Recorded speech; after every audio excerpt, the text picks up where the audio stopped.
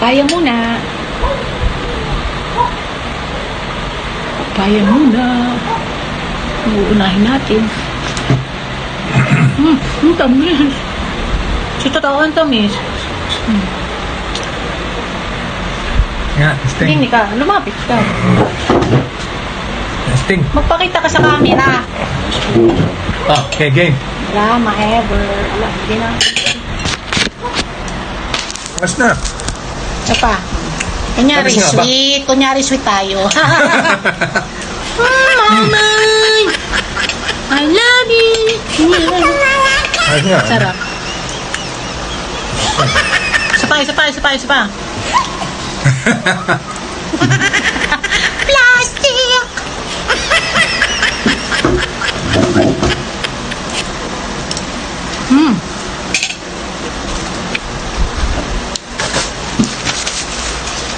Madami akong natitigmang papaya, but ito'y parang may gatas. Malinamnam. Sadya naman mga. Tsaka fresh ito, fresh. Parang well cared. Naalagaan mabuti natin yan. Kaya naman, every morning, chinecheck kung ano.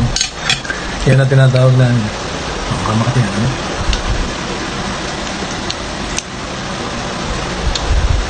Dati ako hindi mahilig dito, ay ngayon mahilig na. Padalwa ko.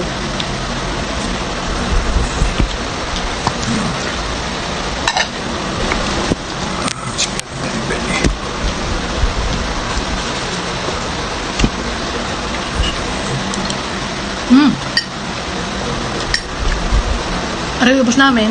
Ano ka rin. Ano, hindi pa muna. Napakagaling nito sa dito pa.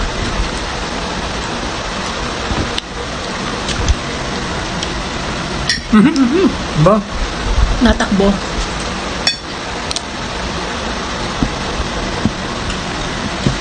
Sino po sa inyo mahilig sa papaya?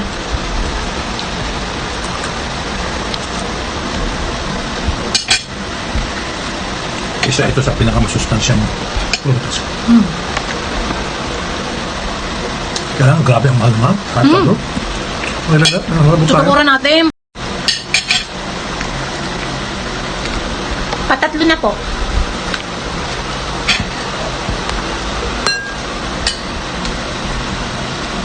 Gusto ko yung ganito, yung hindi masyadong lamira, pero nakukutsara. Oo, ito nga yung tama. Kasi kung pinasubra mo, Medyo may aberde pa ng konti yung balat. ma-overripe. Ito yung tama-tama, kaya nagdesisyon na ako may pabiyak sa'yo.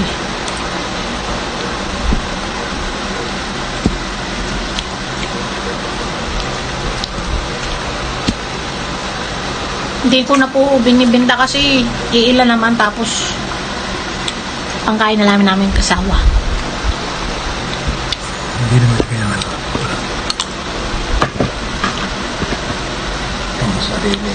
Mahal po yung ganyang kalaki. Itong aming biniak. Baka mga 150 ang isa. Kilo ni Starcy. Baka hindi lang pala, no? 300. Ang liit nung nakita natin sa ano yan, na. Hindi na ako magme-mention ng mula. Kakagayon lang ho eh. Kulang-kulang 100 piso. Pero pag ubibilin din sa amin, napakamura. Kaya amin ang kinakain na lamang. Yung mga, ang tawag doon, middleman.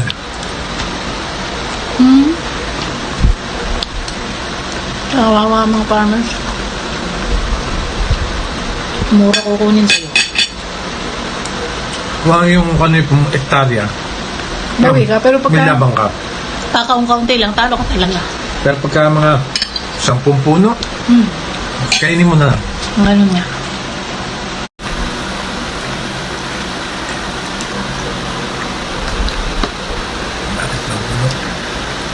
Hindi na kami. Ayaw. May kaunti. Hindi naman masyado. Kailangan. Hindi mo tumulab. Balat na uyay pagtigilan. Hindi ka din ko hinaan. Ayan. And then, kanin naman. Hindi na ako magkukutsara magkakamay. Bayad. Binayaran po yung aking binubo kasi mamaya po mag-aaway kami pagka wala sa... Magagalit ako kasi nabawasan po yung akin ng 3 sobo. Joke lang. Kain pala rin bahaw ko. Kanin naman po, makakakain pa nga ng kanin.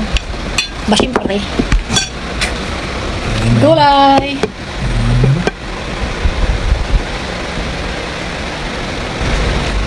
Nilagyan ko na ng gulay. Ano? Okay. Ay! At sap-sap. Sasawsaw natin sa suka. Kaputo yung ulam, mukhang kakamay. Yan, suka.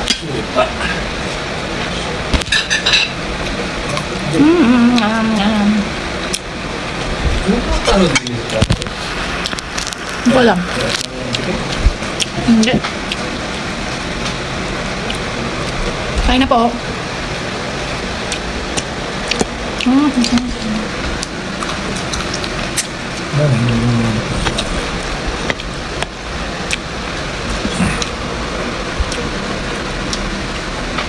Ang screen ng aking telepono, bigay.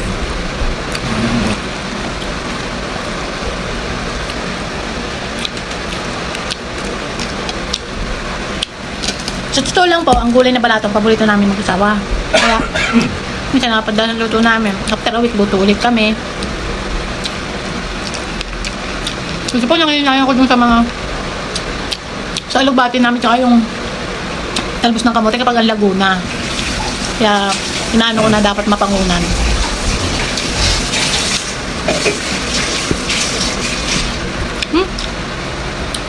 Tama pala ang sabi na tayo, hindi masyado maalat yung sap-sap. Masarap po. Kaya hindi makapakain yan. Makalay. Iba ng uric acid. It depends sa tao.